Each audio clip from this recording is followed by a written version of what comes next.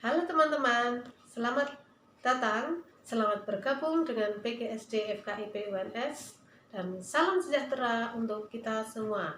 Tetap semangat mengikuti perkuliahan daring di masa pandemi ini. Nah, saat ini kita akan belajar bersama-sama dalam mata kuliah Keterampilan Dasar Berpikir Ilmiah sebagai mata kuliah baru di S1 PGSD FKIP UNS. Keterampilan dasar berpikir ilmiah ini ada 2 SKS yang diampu oleh saya. Nah, selama 1 semester nanti kita akan banyak diskusi, banyak menganalisis berbagai permasalahan melalui video atau melalui YouTube dengan berbagai ide atau gagasan yang Anda sampaikan nanti akan kita diskusikan secara bersama-sama. Oke, kita akan bahas satu-satu ya. Nah, kita akan pelajari apa sih itu mata kuliah Keterampilan Dasar Berpikir Ilmiah. Ruang lingkupnya adalah kita akan mempelajari bagaimana keterampilan berpikir ilmiah itu bisa dilatihkan oleh peserta didik, terutama oleh mahasiswa S1. Nah, kita sebagai makhluk sosial setiap hari berkecimpung dengan berbagai permasalahan yang tentu saja membutuhkan suatu solusi.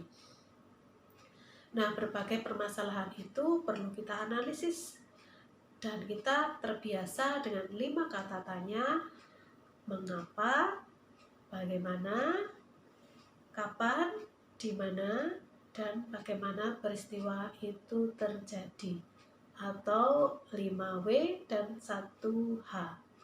What, why, when, where, and who. And yang terakhir adalah how.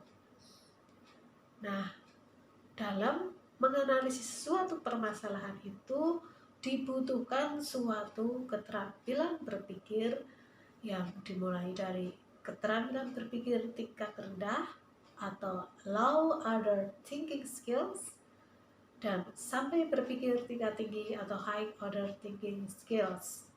Nah, keterampilan berpikir tingkat rendah itu hanya dimulai dari sebutkan, kemudian mengingat ya, keterampilan mengingat.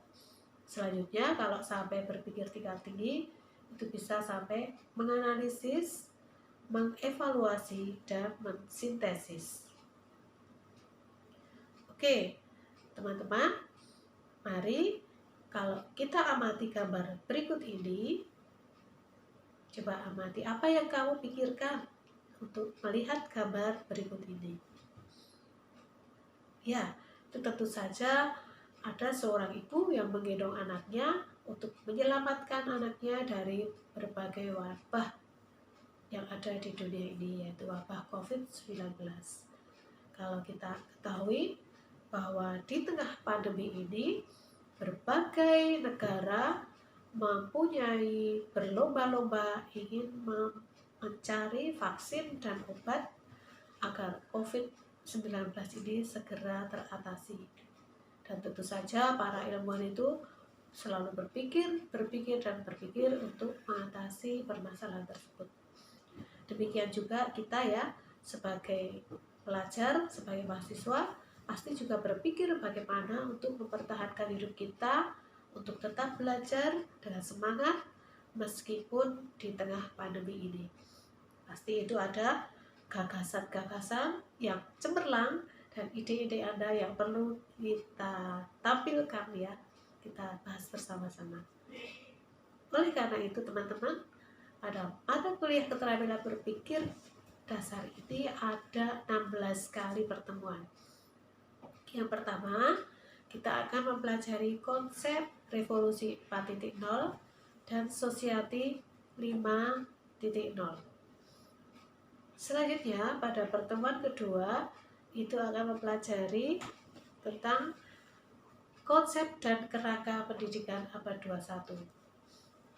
Dilanjutkan dengan konteks berpikir dalam pembelajaran, Nah, pada pertemuan keempat nanti akan mempelajari keterampilan pemecahan masalah. Pada pertemuan kelima kita akan mempelajari teori belajar dan konsep berpikir. Pada pertemuan keenam, konsep berpikir tingkat tinggi, dilanjutkan dengan pengetahuan dan ilmu pengetahuan. Lalu kita akan mengikuti UTS, ujian tengah semester. Pada pertemuan ke-8, dengan kebenaran pengetahuan ilmiah. Pertemuan ke-9 itu tentang pembenaran pengetahuan ilmiah. Pertemuan 10 tentang berpikir deduktif dan induktif. Pertemuan 11 keterampilan berpikir kritis, dilanjutkan dengan keterampilan berpikir kreatif. Pada pertemuan ke-13 metode ilmiah. Pertemuan 14 dengan sikap ilmiah. Pertemuan ke-15 dengan keterampilan pengambilan keputusan. Dan terakhir, Anda akan mengikuti ujian akhir semester. Begitu 16 kali tatap muka, yang 2 kali adalah ujian tengah semester dan ujian akhir. Nah, bagaimana metode perkuliahannya? Ya, tentu saja metode perkuliahannya sementara ini menggunakan daring. Daring bisa secara sinkron atau asinkron. Ya, secara sinkron atau tatap muka. Sekarang bukan tatap muka tapi tatap layar, itu menggunakan aplikasi. Bisa saya pakai nanti BBG pada Spada atau pada menggunakan Zoom atau Google Meet. Sedangkan aplikasi asinkron melalui diskusi atau chatting melalui Spada dan tentu saja dengan WAG tetap dilakukan. Kemudian metode perkuliahannya bisa dengan diskusi, lalu presentasi, atau dengan penugasan via Spada.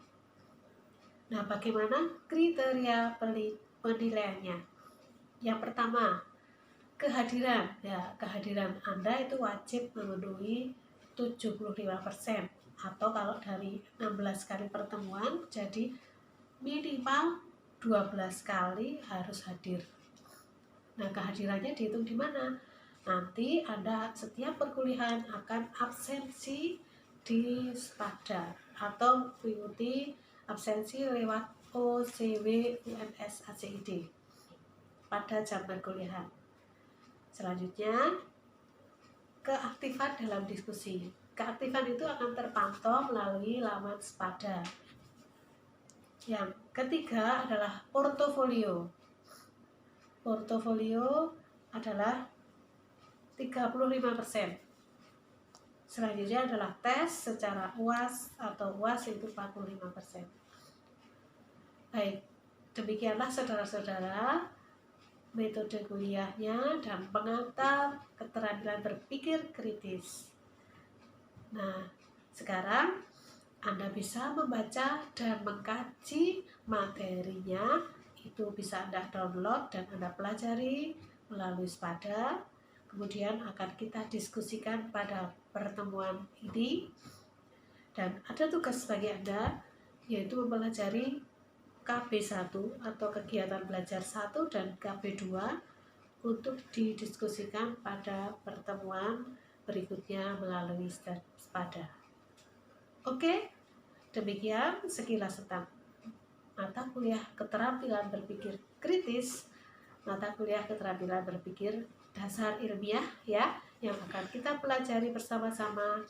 Tetap semangat, tetap ikuti protokol kesehatan jika keluar rumah. Jaga kesehatan ya, dan jaga mood Anda supaya tetap bisa mengikuti perkuliahan dengan baik dan lancar. Oke, salam super.